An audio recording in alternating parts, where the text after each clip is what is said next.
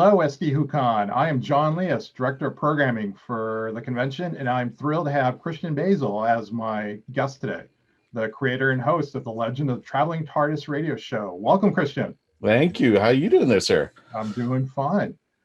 For We those of won't. you who are not familiar with Christian, he produces a weekly podcast that covers everything Doctor Who and is definitely worth listening to if you consider yourself a true Doctor Who fan. You can find links to his podcast, social media pages, and webpage in the YouTube description below.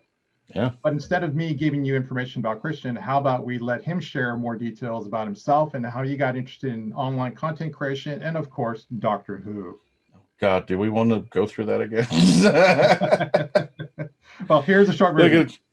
How did you create a podcast and why Doctor Who? Oh, well, then we have to go back in time there. The short version, we have to begin with the Facebook page. It all started with, I don't even have him here with me. Yeah. It all started with Little Boy Blue. If you've got time, I can go get it. But Little Boy Blue, little metal TARDIS. I came up with this idea around like 2012. And it was just a small hobby. I know other people did it, but I started doing it. And the whole impression of the hobby at the time, if what you will, was to have pictures with the TARDIS in places that the Doctor would never be seen in or never go. So when I first started out, you will actually see it like at Home Depot or Publix or a grocery store or in a yard, some place. That was the idea, is just to have the TARDIS go around places. And it was supposed to influence people to do the same, and then everybody could have their own traveling TARDISes and move about. Yeah, well, there's a curtain right behind me that kind of gives that impression. And it just started to evolve, and people started liking the traveling TARDIS. And over the years, people started also listening to me talk about Doctor Who. I come in the classic Who. When I tell people when I started, it started as I was what I call a creature PBS. So there was Sesame Street, there was Mr. Rogers, 321 Contact, Electric Company, and then you go on and your parents leave the TV on too long. Then you get the new education called Benny Hill, Monty Python, Dave Allen at Large, The Two Ronnies. Yeah. But one of those shows in the middle of the day was called Doctor Who. And it was a character that I could actually relate to, because here was a character that wasn't like Transformers or G.I. Joe. At that time, wow, am I dating myself? Yes, I am. That's okay. I'll come back around in 20 years. I'll make another film. Well, but luckily they won't have the Michael, whatever his name is, go in there. But so I related to the character. At that time was Tom Baker. He was wearing his floppy hat, his scarf, his big teeth, and it was just the man who was 2 steps ahead of all of his bad guys. It was always fun to watch, and I didn't know any better. I was a kid. I didn't realize that every creature that was made in the 1970s you can cosplay now from Office Depot, including green bubble wrap and other things like that. But I just enjoyed it. I enjoyed Tom's interpretation of the Doctor, and I was just having a great time.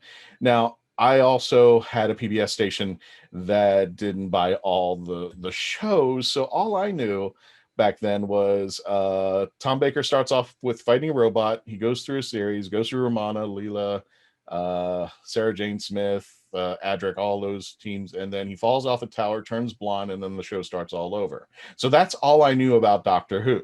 That was it. So I was like, okay, I guess nothing else happens after that. I guess that's the show over. And I guess the PBS Drive had a great weekend that day, because all of a sudden there was this episode coming out called The Five Doctors, not knowing that there were 3 doctors before my doctor. I'm like, what the hell are you talking about? So Castrovalva was the first Peter Davison episode that I saw him, and I was like Rose in the TARDIS when she sees first the 10th Doctor. She goes, can you change back? Can that be a thing up there? Where's my doctor? And it was just something I had to get used to.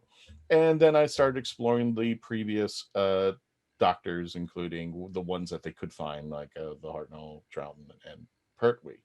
But not mind that, you're asking me how this all started, and I have to bring you into that because flash forward later into 2012, 2013, I'm invited to a convention that just started called Time Lord Fest in Orlando by, and God rest his soul, Ken Spivey, who did the Ken Spivey Man, who did was it Filk? He was he had a filk band that did inspirational music of Doctor Who that he made. He had me do a panel, and I did one over at the hookah bar that at that time was the convention, and I did it. And then other people started noticing, so they started inviting me to other places, and they invited me to MegaCon, Florida SuperCon. I was starting to do panels all over the place talking Doctor Who. And along the way, I joined other podcasts up until the most recent podcast I did was Doctor Who podcast, which was a friend of mine named Ian Shaw who ran Gallifrey Stands, and he's actually in the UK. And the inspiration behind that, or the idea behind that, were two brothers on either side of the pond, a US and a UK brother, both giving their opinion about Doctor Who from two different perspectives there. And unfortunately, Ian decided to close up the Gallifrey Stands podcast. He went on, he's doing something different called Dr. Squee, and that's more of a generic podcast of his own. I went over and joined a friend of mine named Garrett Pomacher. He runs a podcast called The Hanging with Web Show. And one day, Garrett just decides that he just went up to me and goes, "You know what? I don't want you on my show anymore." I'm like, "Wow, no, you need to have your own show. If I don't put you on your own podcast, I have untapped potential sitting in a corner that could really run with that." And I was just like, "You got to be kidding me." I didn't like running my own podcast. I didn't want to be ahead of it. I always like to be the way I've explained it on other shows. I always like to be the Bernie Taupin, if anybody understands what I mean by that, to the Elton John. I like to be the guy who writes stuff and makes things happen and be off to the side, but I don't want to be the guy singing the song. I like to just be a participant, and that's how I always been with other podcasts. I frequently would join and just give my take and then leave. Flash forward to 2019. And I think that's the year Jodie Whittaker started, if I'm not mistaken.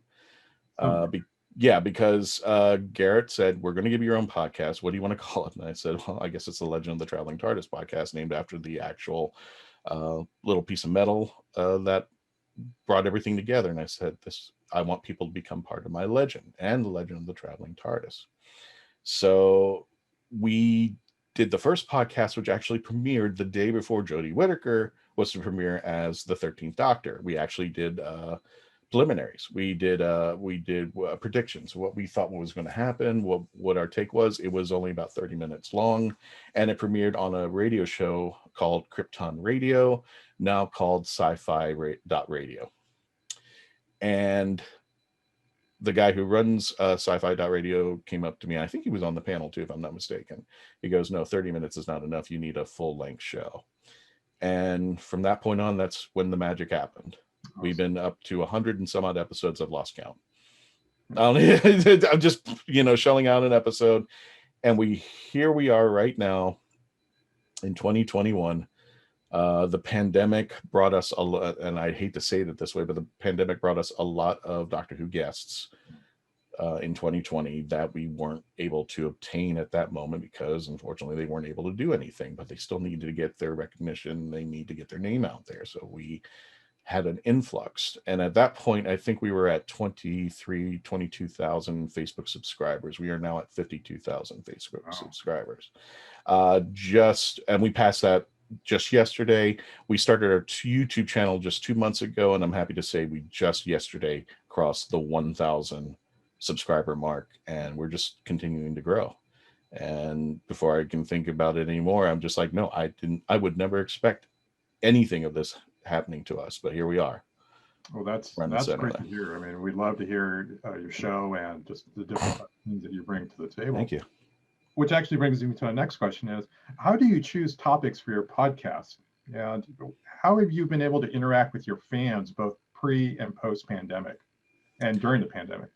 Oh, it's been a tough thing. I mean, we've been relying, I think, like you have, on social media. I mean, you started this, right? Was this a spawn of the pandemic itself, or was this? In a way, we've had a YouTube page that's been underutilized. So this year I made a decision to start doing content for it on a monthly basis. And so I was reaching out to different Doctor Who online content creators and even some sci-fi or like even Magic the Gathering gaming content creators to kind of just drive some business to our convention, and also for me to be able to meet and talk to these people. So that's kind of how this evolved. Right.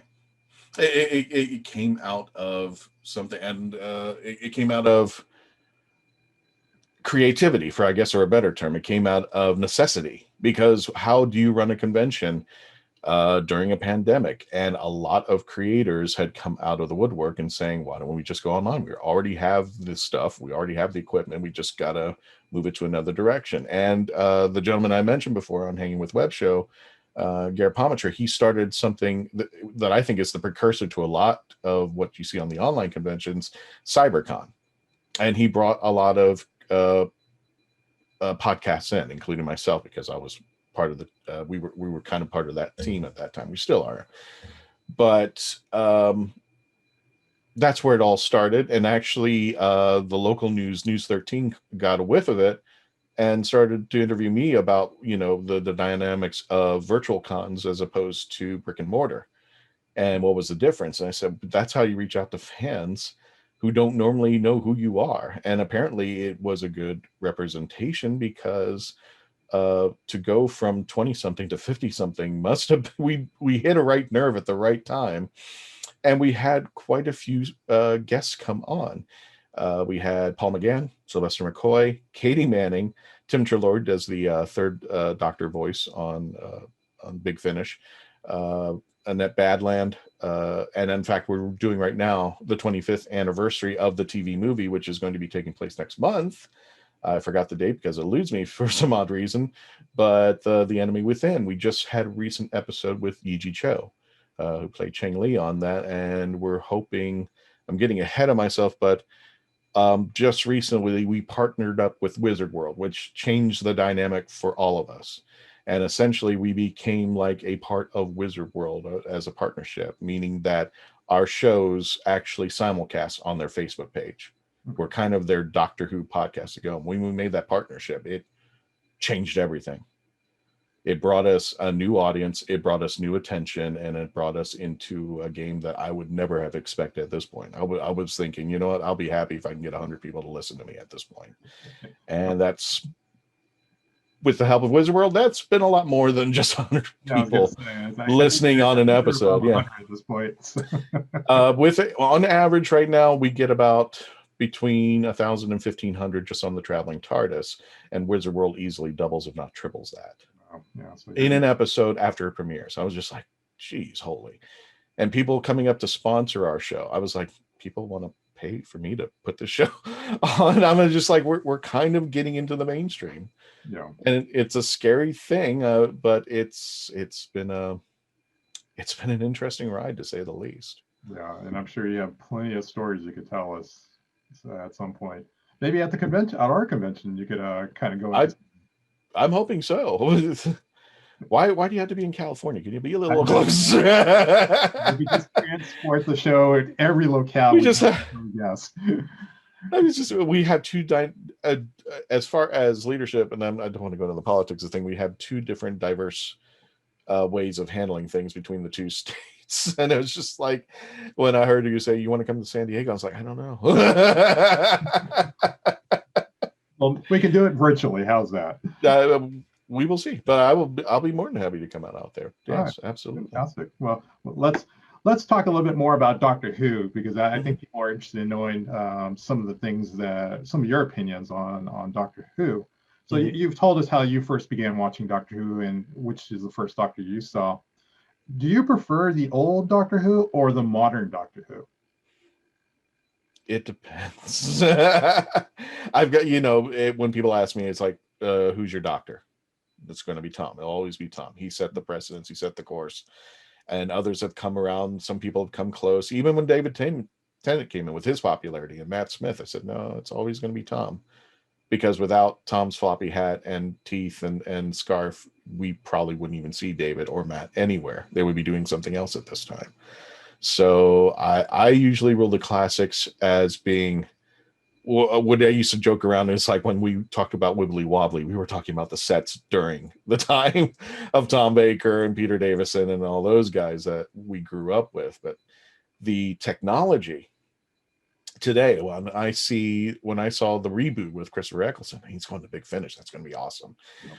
But now when I saw the reboot, we finally now had the technology to support those stories and the acting capability. Not necessarily downing anybody who did the show before, but these were all theatrical actors, so they kind of hammed it up just a little bit, whereas it was kind of brought more to, and this is something I give Russell T Davies credit, because he said he wanted Doctor Who back then, the classic, it was more of the brain, and now we got to bring the heart in, like in a Buffyverse, where we do have the science but we do have the emotional well, and he mixed it up very well. You can have the two, bringing in the Time War, which now we have an explanation about that wilderness period that the Doctor had endured and that the fans endured before we saw him back on TV again. So I love classic, but I do appreciate New Who as far as the tech work, as far as the acting. I just wish we could melt those two together. And in some cases, some of the newer episodes do, especially around RTD and Moffat's time, do give homage to classic Who. And I do like that it was RTD's choice. We could have started Christopher Eccleston as number one. That was a choice that he could have made. This could have been a reboot. This could have been a start all over. But he knew the passion and love that Whovians had that grew up with him since 1963. And that love didn't die. We could tell because we had the TV movie. We had Screams of Shulka. We had all these things to reattempt. And Nick Briggs spent his whole, basically, adult career with Big Finish. And if you want to include the Virgin novels, some of the Marvel comics that came out there, that's all I think attributed to classic Who coming into New Who. And New Who just picked it up and said, we'll make it better, trust me. Great. So we've talked about, you've mentioned right now, you actually gone on to the next question, was who's your doctor? So Tom is obviously your doctor. That's the problem with the interviews on me, because I usually answer all the questions.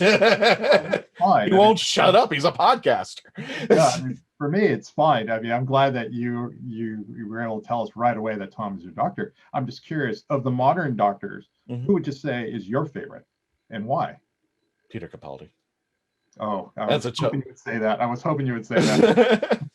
I attribute this, nothing against the other actors who've been on there, but when people ask me why is Capaldi your favorite, I said he is the embodiment of old classic Who in New Who world. Yep. Meaning that he brought in the old, he brought in what was best for me as a representation of classic Who, and he brought it into the new world. I wasn't a big fan, I got to confess, at the beginning, when he was kind of too old and too grumpy, and I was starting to not like him. But I often argue that after the first season, when he had the short hair and the Third Doctor kind of attire, I get the feeling that Moffat called him up and goes, "What do we do now?" I'm just like, no, people are not kind of as crazy as we thought they would be for you. And I swear to you, I would think that Peter walked in with that moppy Doc Brown hair, that guitar with the Patrick Troughton pants, and just looking like he just got out of bed. And then it goes, "Here's your doctor." And I do love that certain portions. And I think that's the greatest part about doctors, is that the actor kind of knows the core value of the doctor and then kind of adds their own interpretation to it. And they're fun for it. Sylvester McCoy played with spoons. The second Doctor had his flute. I mean, they bring in their own, when they kind of bring in their own stuff. But Capaldi was a musician, so he knew the guitar and he was just playing with it and just having some fun with it. I think when they finally kind of let Peter unleash himself, we finally got the Doctor that we wanted.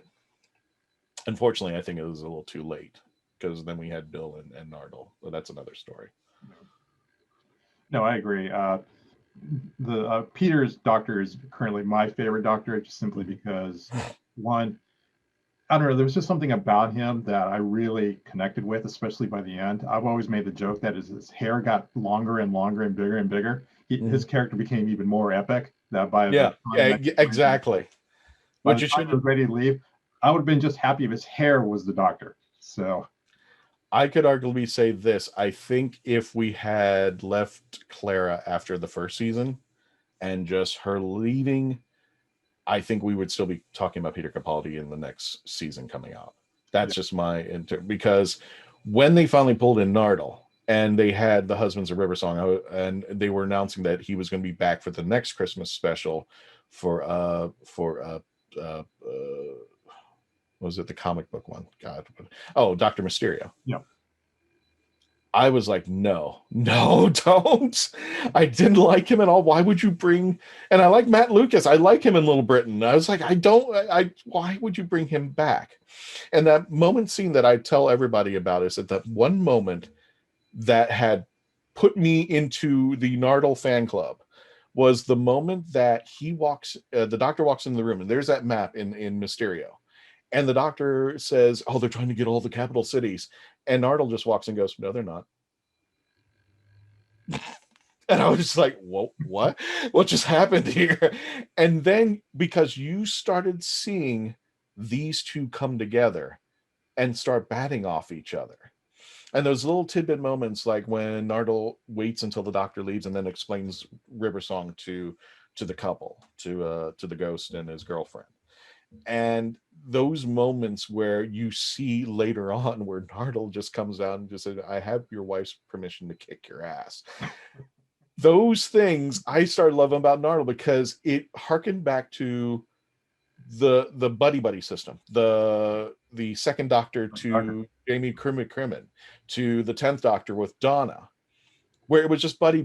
They knew when to razz the Doctor, but they knew when to draw the line. When he became the space god, they backed off. Just like we know we've gone too far. And that kind of relationship works. Yeah. And it brings humor. It brings it brings a very powerful partnership between the two.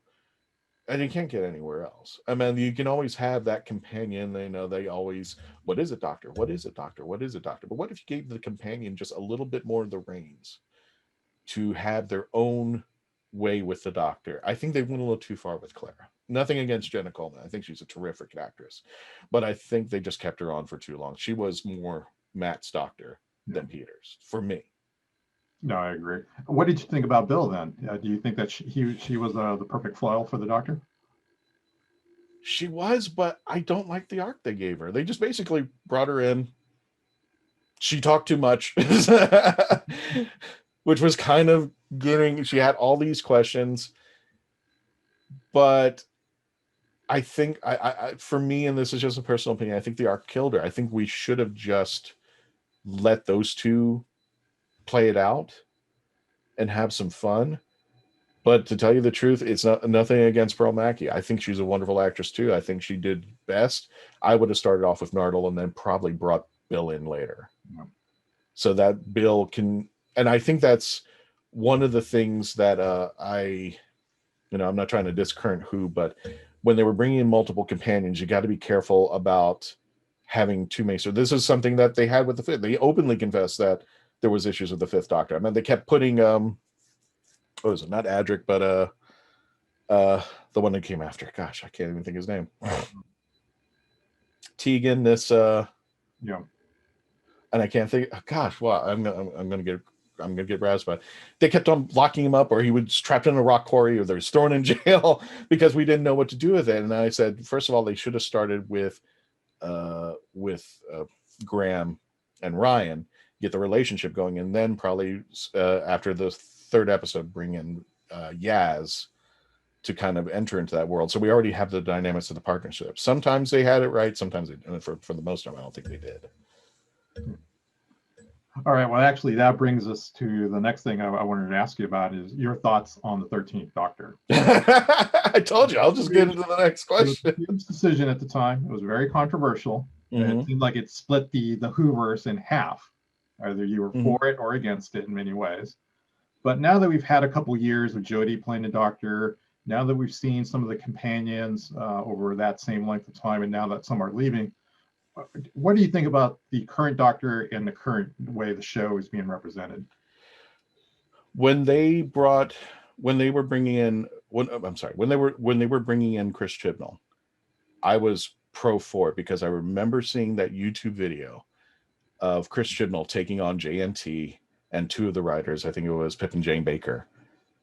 And it was kind of like, okay, if you can really go into the challenging phase of going after the people who are running the show as a kid and saying, no, you're doing this wrong, and here's the reason why. I would think that, one of the great things about when they started the reboot for Doctor Who, RTD, Moffat had a big love. They were Whovians beforehand. And you could tell that in some cases that Chris Chibnall was. Now, with the 13th Doctor, Jodie Whittaker, I think Moffat was hinting with us with Michelle Gomez. Because if you're going to make it female, let's go ahead and start off with the Master. And Michelle Gomez owned that role. Whether she had done research or not, I have no idea. But she made it her own role. I could see Anthony Ainley. I could see Roger Delgado. I could even see Eric Roberts. I could see Crispy Bacon Masters. I could see them all in her in some form of fashion. She took that role and made it her own. So when they were finally saying, okay, Jodie Whittaker is going to be 13th Doctor, I said, okay, well, do it. Now, I was one of those that says, if you're going to do it for the fact that it's time, then I'm kind of taken aback. And I'm like, why is it time? Where in the story wise? If you're going to make this a part of things, where in the story is this happening and why is it happening? I mean, there was mention of the Corsair with the 10th Doctor for a blip moment, but there's been a lot of mentions that were kind of just what I call drive-by lines, which means they throw a line out there to see what will happen. That's it. And then there's nothing after that. So I was pro Jodie and I was pro Chris when they first took on the role. But the writers, I don't know if they ever watched Classic Who. And I was getting very disappointed in the way that the show was running. I won't go into too much details, but I'll just use a couple of examples. I jokingly say arachnids in the UK should have been called Donald Trump, and yeah, they're spiders. Because that, I meant, even if let's say that your ideology does not support the previous man, there are people out there who support the previous man. So even in a marketing field, why would you even go after this guy? You can, and they've done it in the past, use a caricature, fulfill it, and bring it up, but you just kept pushing it and pushing it and pushing it. And then you kill the spiders inhumanely. And then I'm like, okay. And then somebody asked me, well, what would you have done differently? And I said, oh, okay. Yeah. I said, well, if we're going to go this route, what would happen is there would have been this new hotel like Paradise Towers. Graham goes, desperately, we're in the TARDIS, we need a vacation. He would go to the 13th Doctor, and the Doctor goes, oh, there's this place called Paradise Towers. No, we'll skip that and move to another location. She finds a grand opening of a hotel. And of course, there are all these rich clientele in there in the hotel. And apparently they're being attacked by spiders one by one. Long story short, they finally, it's kind of, the plot would have made it that all the garbage and stuff that their businesses were making was found under the hotel, and they created themselves these spiders. And there would have been this issue with the Doctor. Do I save the spiders? Do I save the humans? Since the humans created this problem. And surely enough, there would have been this moral question that would have come up. And at the very end, the Doctor would have no choice but to save the humans. But there would have been one of those researchers that says, if one of these spiders gets out, the UK is doomed. We can't let any of these spiders out. So they fight to the death, and they finally destroy all the spiders. And the Doctor and team get back into the TARDIS, and she goes, can we go to another? And Graham goes, you know what? I'm done with vacations. Let's go to another place. And at the very end of the episode, behind the hotel, as you're looking down, the camera pans down at the bottom of the hotel, you see this one little teeny spider crawl out. And that would have been the end of the episode. That's how I would do it. You could still do your caricatures. You could still say your moral things, but it's kind of almost, I have to agree that some of these stories are more driven by ideology than they are thought. But there's always that debate whether the classic Who was always driven by ideology. The Happiness Patrol was a take on Margaret Thatcher, but it's like, what, you didn't even mention Margaret Thatcher. That's the thing. In this episode, you brought in, and I said one of the reasons why I watch Doctor Who is to get away from all this. And you brought it in. And as I explained to my friends, it's like, you brought in Donald Trump marshmallows into my Doctor Who hot chocolate. Get it out, get it out, get it out. So there were other things that I had some questions about. It wasn't bad, but you can tell that the writers didn't appreciate or didn't know about Classic Who. And I actually looked up the writers, and the best thing I could do was look up their Wikipedias, which is not the best source. But this is going. I'm just like, did anybody do anything Doctor Who-ish or even sci-fi? So it was kind of hard to appreciate what was going on. And then in the most recent series, Orphan 55, I never turn off Doctor Who. Never shut it off. And at the revelation of Earth being the planet that they were on, I turned it off.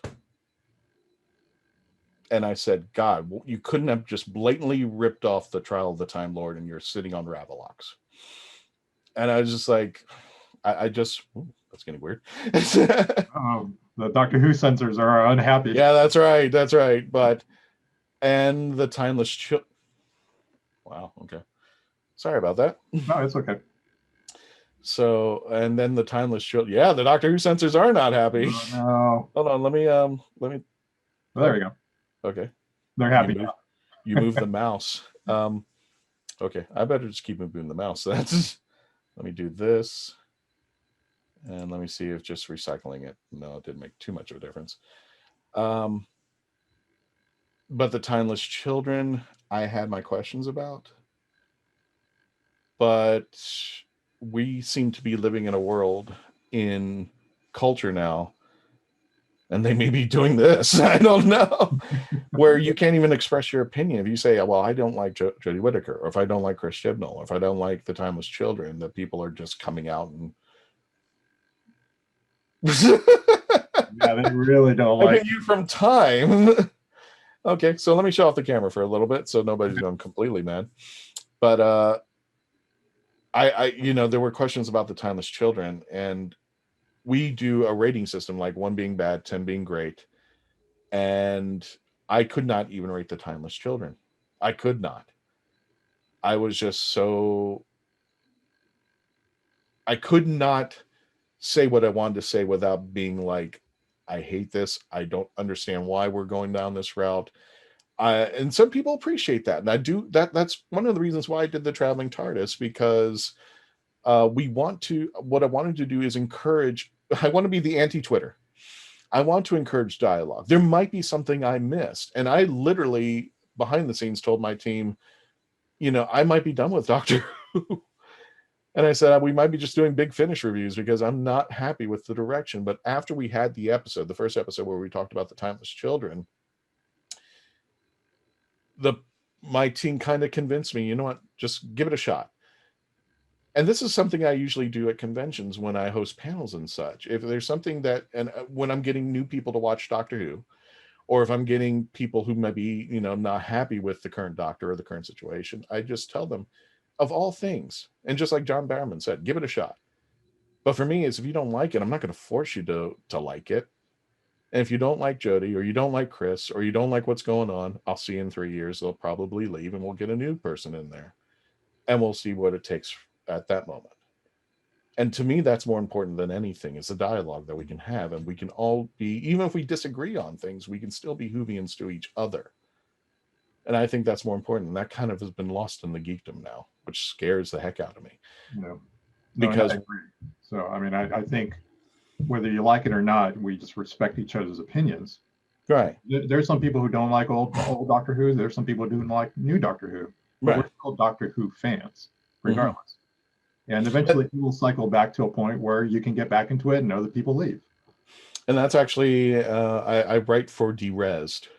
And spelled I gotta spell it correct. Drezzed. like from Tron. Yeah. I write an article, and the article that I have coming up is one of the questions I said, well, what makes you a Whovian? And I finally came to the conclusion, because we actually had an episode. I said, what makes a Whovian? I said, you do. Nobody else tells you you are not a Whovian. I said, so if I like one book in Doctor Who from Virgin Novels, am I a Whovian? Yes. Do you like one Doctor? Yes, you're still a Whovian. What if I like one episode? Yes. Because the Whovian is not about the experience or the knowledge. The Whovian is the passion and the love. And if there's something in there that you like, then you're a Whovian. Now, of course, there's people like myself and people I can guarantee you who run rings around me as far as experience is concerned that know a lot more, and they should be listened to. But that doesn't change the dynamic. Nobody can walk into a room and say, Christian, you haven't seen this episode, so you're not a Whovian. I tell them to blow off. I meant the whole purpose of me going to these conventions was to get people to love the show that I loved back in the 1970s and 80s, and to appreciate it even more today. Can I like the direction of the show? No, I don't have to. And there's some questions. And there's a lot of questions I brought up with the Timeless Children. I said, one of the things that I finally got my head together, and I said, this is the core belief that I have, that I don't think the Timeless Children works. And I said this, and I said, this is my opinion. I could be wrong, but tell me what you think. And I said, you basically walked in and told Batman he's been Superman the whole time. Yeah. Let that sink in for a minute there. For those of you watching, you basically said, Bruce Wayne, you're Superman, not Clark. You've been Superman this whole time and you don't even know it. And I think the appeal to the Doctor is why the Doctor's been human this whole time, is that the Doctor has frailties. She can die. She has a limit. There's a limit to things as far as the humanity, and plus watching the actor or actress who's portraying the role bring out the emotions. Once you open that gateway, so why bother? The Doctor could die tomorrow and then we wouldn't have to worry about the regeneration. So there doesn't seem to be a premise that the Doctor has limitations. So there's no stakes. The Doctor can turn the TARDIS into a magical unicorn, and the magical unicorn has a sonic screwdriver on its head. It doesn't work for me. You have to have these limitations. You have to challenge the limitations. And I think we've kind of bent the rules when the Time Lords at the end of the Time of the Doctor gave the Doctor a very great regenerative breath mint. Yep. With infinite lives. I'm like, you know what? Okay, I guess this is a thing, but we didn't know how many lives that the Doctor obtained, and we knew that by Rassilon. How many lives it would give you? I got all day. Yeah. So that's just my opinion.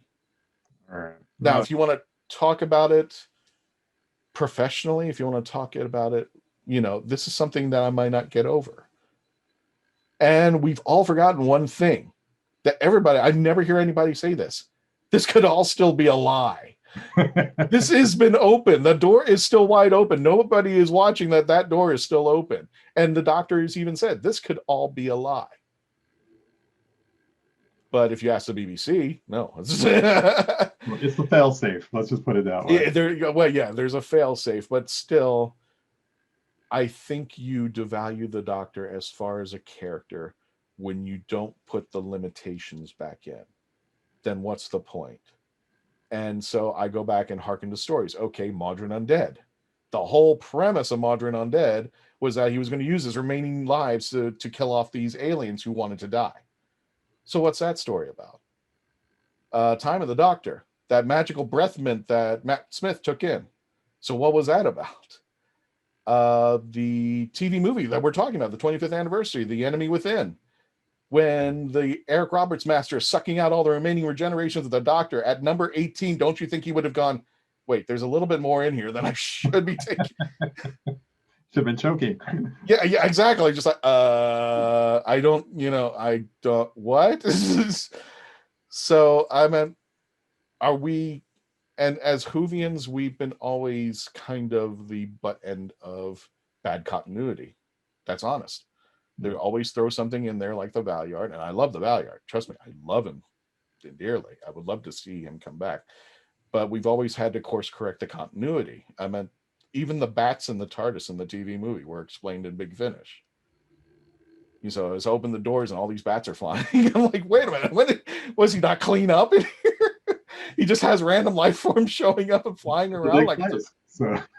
Yeah, but they were explained in Big Finish. The half human, which we still don't to this day, kind of, depends upon whose canon you follow, is another weird, mysterious thing. He's got a half, the Doctor's half human with his big eyeball. The continuity seems to be, and for me, canon makes the character. And I know there was, I forgot who the writer was. He wrote the episode with David Tennant, and he says, can't be damned with canon. I said, I think you need some kind of restriction. Because Big Finish goes all over the place with canon. And if you even go with the Unbound series, What Ifs, the first female Doctor is truly Annabelle Weir, as far as I'm concerned. Yeah. If anybody's heard, what was it? Exile. To me, Annabelle Weir is the first female Doctor. So I don't know. I don't know if I appreciate the direction that it's going in right now. Some people can appreciate and I've listened to them. I do listen, but it won't go in here. That's the thing. It just will not compute. They said, now we have a backstory and then we have a full story. And I said, but you didn't even make the Doctor Gallifreyan anymore. And the Doctor's been walking around saying they've been Gallifreyan. So one of the things that I can appreciate comes from another genre altogether. And I've had to put this in my mind. That in the Star Trek VI episode, the Undiscovered Country, Kirk walks up to the female chancellor and goes, people can be frightened of change. Having said that, I think it's the responsibility of the showrunner to bring us all together. Not to just say, okay, this is it and we're done. We're not going to go anywhere with this. This is what's going to be from now on. You have to appreciate that something came before it. And I think that's happening in a lot of geekdom where things are changing, but instead of bringing in the old and saying, okay, try this out, see what it looks like, appreciate, if there's any questions, even Rick Berman, when he did Star Trek Enterprise, the last episode, he was like apologetic, like, I screwed up. Yeah. So, but I think it's part of the showrunner's responsibility to realize that there is a geekdom before and a geekdom today and try to work them together.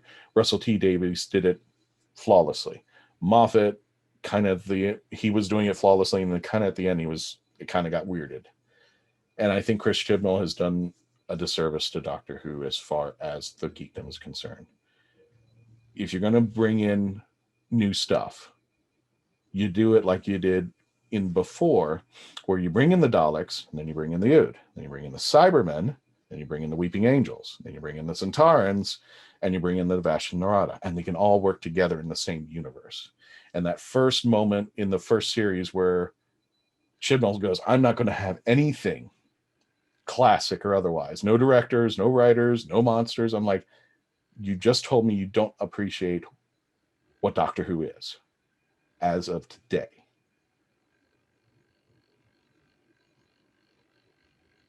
John, I'm watching like gears on your TARDIS spin. And the thing's not even on. Oh, I mean, it's definitely interesting to hear. I know that we're running short on time here. Yeah.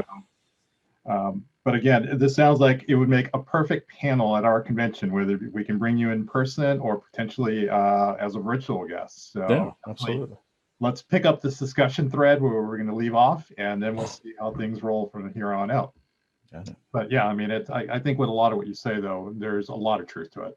Yeah, mm-hmm. I think there's members of the Whoverse who probably agree with you wholeheartedly. But again, it's everybody's opinion. Everybody has a right to it. And as long as we respect it, we're all good.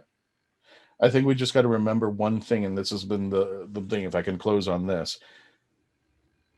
I think part of being the Whovian, I think part of being a geek is that there is a respect for everyone and everything. The one thing about conventions that is great is that, especially when it comes to cosplayers, and that's the perfect marriage. When you see the Dalek fighting the Klingon, and Darth Vader walks in, and there's Captain Kirk walking about with Janeway in the background, you see that melting pot of geekdom. They're bringing in their body and soul into this character, and they're showing it by respecting others around there and just having a great time. I think there's a multiverse that we all want to be in, that we can all appreciate, and we're going to have our differentials. I'm not going to like something, you're not going to like something, but I'm never going to go out there and say you're not a Whovian because you don't like something. No. That's BS. That's total BS.